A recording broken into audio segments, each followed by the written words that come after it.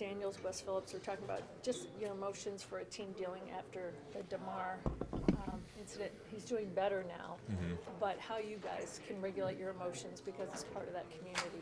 Yeah, first of all, it's very tough to see that, especially watching it with my family, my kids. My heart and my prayers continue to go out to the Hamilton family, and just continue to pray that he continue to fight his way through it. Still hearing that he's making progress, through his critical condition. But as players that are in, these locker rooms, it's a tough pill to swallow because it was just a routine play, and a very, very rare condition, that happened in his case, that put him in the position that he's in now. But we just have to, obviously we understand how physical and violent the game that we play and suit up for on Sundays.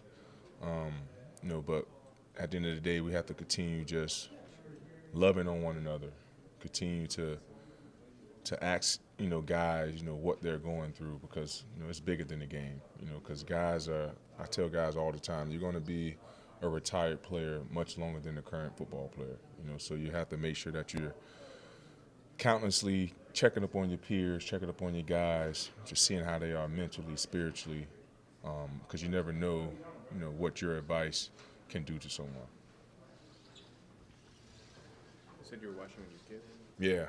And I don't know how old they are, but what was Yeah, they're young, because I was actually cooking, and my little one, my oldest, Peyton, she was like, "Oh, Daddy, it was a big hit," and not really knowing what was going on, the ramification of what happened, because I really didn't see the hit. I just saw everybody gathering around him on that specific incident. Then after they started talking about the CPR, the wife sent the girls up to the room. They didn't need to see that because, obviously my daughters, they know I play, this game, and didn't want to put any fear, in their minds and their hearts. So, but yeah, we was watching it as a family, and once it, started to prolong and started putting out more information, that's when we sent the girls up to the playroom.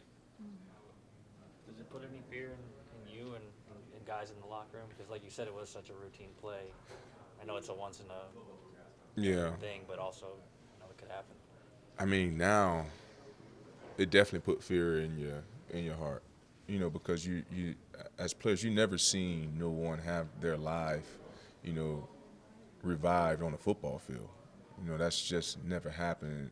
You never, as a ball player, will ever put your mind in that position. Yeah, we know injuries occur, but not to that to that ramification.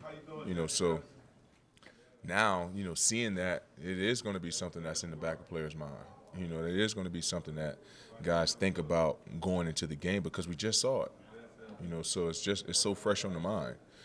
So I know guys going to do the best, to their ability to try to put it at ease once we do get back to, some live action. But I can imagine it's going to be hard for at least the, first couple plays for sure. There's always, guys kind of talk about if you play tentatively or play with some level of apprehension, you're almost putting yourself at more risk of injury than if you are going all out. How do you kind of get your mind back to the point where it's going as hard as you can, knowing that this is a reality? Like I said, I think after the first couple plays, because we all are wired different. We all understand that we have an obligation, to achieve, on the football field. And like you said, you can't play this game, tiptoeing. You have to play at a high level and at a full speed. So I believe after the first couple plays, guys getting back into the thick of things, now getting a better understanding that Damar is doing much better. Now guys can be at ease a little bit more now, having a little bit more information out there. But for the most part, I believe just after the first drive or two, I think things will start to settle down. But we'll see. Well, that is the key, especially the good news today. That helps you guys mentally. Yeah, no doubt about it. And, we know it's going to be a process for him, and I think just guys just want clarity. for the most part. And I know it's tough for doctors to, to push out information as fast as we may want it, but we know that he's in great hands, and they're doing the best job to get him back on his feet. Last couple? How do you prepare for the Chicago playing surface? For me, going there last year, kind of playing in the same environment, maybe a little bit colder, and it was a night game. So nighttime, the grass, the surface tend to be a little bit more moist. But, I probably will go out there and try my 7 studs for sure, because this Soldier Field has a history, of having that weird footing this time of the year. So I'm going to be a guy that definitely wear the 7 studs for the most part. Now, what is it about the 7 studs that makes guys say, I'm not sure I want to wear these? I don't know. I think it's a personal preference. I really do, but for me, I can't afford to be on the ground.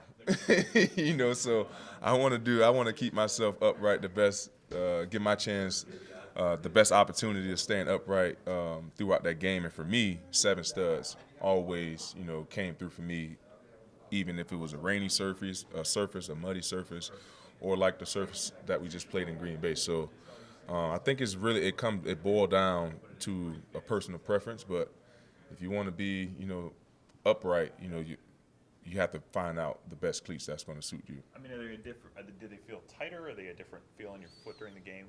For me, no. Pretty much, I wore the same style cleat, so it wasn't a different in the style of cleat that I've been wearing all year. So no, they pretty much fit the same. How much do you anticipate playing on Sunday? I have no idea. I haven't really been, spoken to about playing time. But for me, my mindset is to go in and finish out the season strong. Just want to continue to help my guys be in the best position possible, so we can, get ready for this run that we're about to make in the postseason. All right, thanks, Pat. All right, guys. Thank you. Yep.